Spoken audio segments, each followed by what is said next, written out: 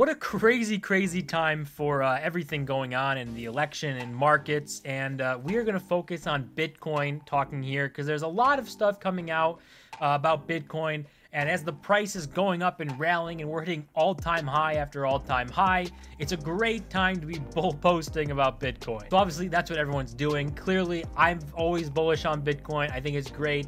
However, there are probably people going a little too far, a little too quickly in what they're calling. But there are a lot of things happening that are just interesting to see. And if they come to fruition, things could get pretty crazy. One of those things is a little bit of older news, but we know Michael Saylor and MicroStrategies, they announced $42 billion capital plan to basically buy Bitcoin that splits up into $21 billion of at-the-money equity offering and $21 billion in fixed income securities, like a debt offering. So this is obviously huge. MicroStrategies, $42 billion. It's like almost as big as their entire company. And they're coming up with this plan, and they've continued to do this to dilute and offer these convertible notes and stuff to buy more Bitcoin and keep sweeping up. And it works when the price is going up. What'll be interesting is we've already gone through it, right? The price went down and everyone's like, oh my God, Sally's going to get liquidated or this and that. And it didn't end up happening. But there is a world where he gets over levered, and this is a black swan waiting to happen where things maybe go wrong and he ends up selling a bunch of Bitcoin or losing a bunch or something bad happens. So as much as people love this happening, and I think it's great to see a company doing this and just going all in and loving Bitcoin, but it does have the capability to be a problem in the future. The odds are probably pretty low, but there's a chance, and that's why it'd be a black swan. If it did happen, there's a chance. But this news, insane, right? And opens the playbook to other companies like Apple, Meta, Microsoft, the big tech giants who got just massive amounts of money, way more than MicroStrategy could dream of, that maybe they look at this and say, you know what? We'll give it a chance. And they throw a little bit into Bitcoin, and then throwing a little bit is a lot of money. We also have pension funds getting in here. Michigan pension funds, they hold $6.9 million in ETFs. So the ETFs coming into play, giving more people the ability to get into it. So no matter how you feel about the ETF, good or bad thing, or saying it's a lot of people think it's a terrible thing, a lot of people think it's a great thing, probably somewhere in the middle. But these ETFs open up the doors to things like pension funds and people to be able to get in, because one of the biggest problems with Bitcoin for these types of institutions is custodying it. So you don't want to put almost $7 million into an asset and then lose it, right? That would be a massive problem. It doesn't happen in the stock market. You're not going to lose your stocks. They're going to be accounted for wherever you hold them in Fidelity or a big bank or whatever.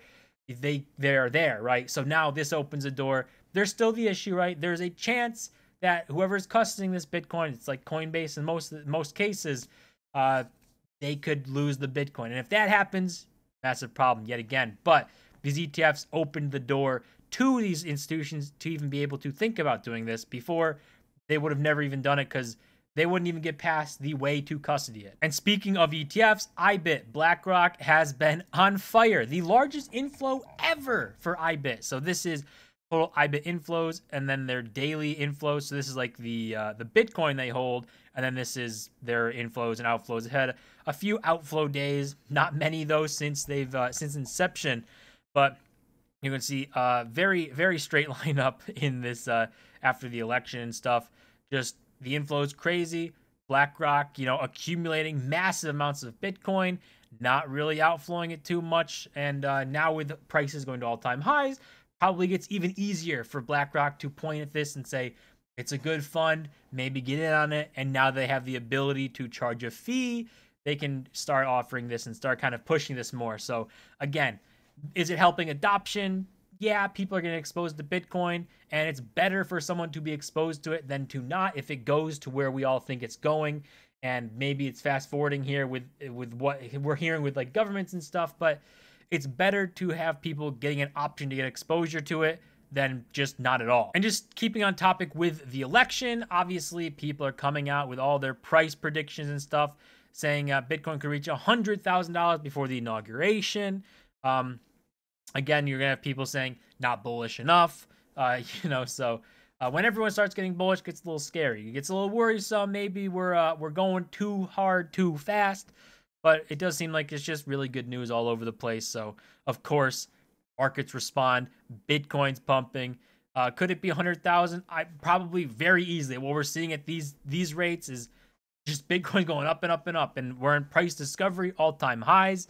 So it's not an insane thing to say.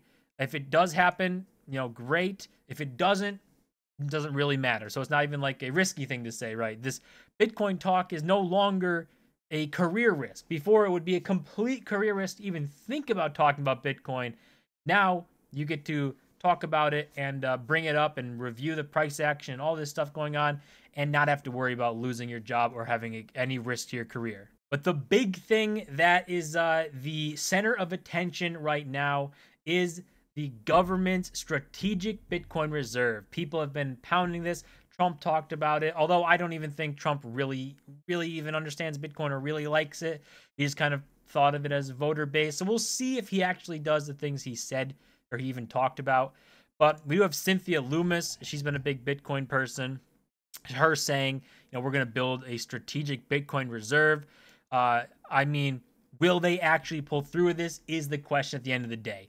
Right now, the U.S. government, I think, has like $15 billion worth of Bitcoin from confiscating stuff from Silk Road. He also has to free Ross Ulbricht, so that should be a day one, week one type of thing. So if he doesn't do that, I mean, scrap all this stuff, right? If he doesn't do the basic thing of what he said he would do is freeing Ross Ulbricht, I mean, is he really going to pull it through on like a strategic reserve? I think that'd be a much more big thing to do than freeing Ross. So we'll see, right? We got to wait and see. But a strategic Bitcoin reserve, take the Bitcoin that's already there. So people are coming out and saying, the government's going to buy $100 billion in Bitcoin. They're going to do $50 million a day in Bitcoin buys. Like, maybe, but they also have like over 600,000 Bitcoin that they already have that they could just say, here's the reserve, right? So instead of buying, they could just simply not sell what they have. So a lot of people that say the government's coming in to buy, maybe. I would like to see that. I guess it'll pump the price. And I think a lot of people also say, oh God, Bitcoiners, they used to be against the government and they used to say that, well, we don't need them. And now they're begging for the government's money. But the network doesn't change, right? So Bitcoin, just because the US government owns some Bitcoin or China owns some Bitcoin or any of these governments own any Bitcoin, doesn't change the network. It doesn't make it so that they control it or they make the rules or they can decide what happens. So it shouldn't matter because Bitcoin is for your enemies just as much as it's for your friends. I think people overlook that. They think they love Bitcoin as long as it goes on the guardrails that they set for it. But there's no guardrails here. This isn't fiat. This isn't something where people have control.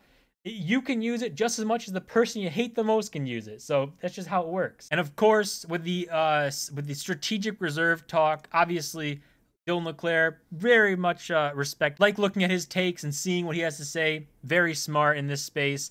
Obviously saying you have approximately 3 months till the U.S. government puts into law active accumulation of Bitcoin as a strategic reserve asset. Other sovereigns will be discreetly front-running. The clock's already started. I do think that if this happens, this is like a massive if, right? I would expect it to because they said it was going to happen and there's huge tweets about it. And all these people in this Bitcoin industry are saying, oh, we've been helping for a day one executive order to do this and to work out the strategic reserve. And it was a red sweep across all 3 branches. So it should be easy to get it done. But I would just say, like, let's slow down, right? As good as all this sounds and as good as it would be, we have to see if it will happen first. Just expecting it to happen is just kind of moronic, I would say. It's not really, it doesn't make much sense. We should not sit here and expect that this is just going to happen day one just because he said it would. As much as I would love for it to happen day one and as put into effect and get a strategic reserve going and it set into motion all of this game theory and force other countries to do the same, it would pump the price. It would probably make things better for most people, but we have to see it done first. I don't like just planning on something happening and saying, oh, it's going to happen, don't worry. we don't know that. We don't know if it's going to happen. So we will see. I hope it happens, but we will have to see if it actually does get started on day one or week one. Because if it doesn't, and you were planning on it happening 100%, then you got a really big problem. But overall, Bitcoin soaring to all-time highs, going absolutely crazy. It's looking really good, right, for Bitcoin, looking good for stock market in general. All-time highs being reached, new ones being set, and the future looks like it should be pretty positive for Bitcoin. But that's gonna do it for this video. As always, smash the button and subscribe, and I'll see you guys in my next video.